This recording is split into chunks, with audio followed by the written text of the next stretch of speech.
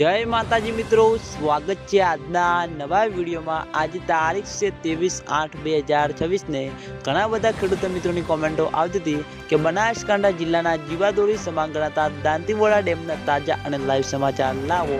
તો આજે આપણે દાંતીવાડા ડેમ ઉપર એક નજર કરીએ તો હાલમાં દાંતીવાડા ડેમની સપાટી 570 ફૂટે છે અને દાંતીવાડા ડેમની ભયાનક સપાટી 604 ફૂટ છે।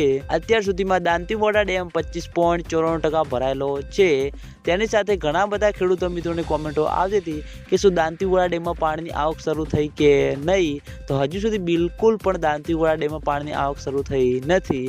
આગામી દિવસોમાં વરસાદનો એક નવો રાઉન્ડ આવી રહ્યો છે, એટલે માઉન્ટ આબુ, આબુ રોડ, અમીરગઢ, રાજસ્થાન ત્યાં આગળ સારો એવો વરસાદ વરસશે અને બનાસ નદીમાં પાણીની આવકમાં વધારો થશે।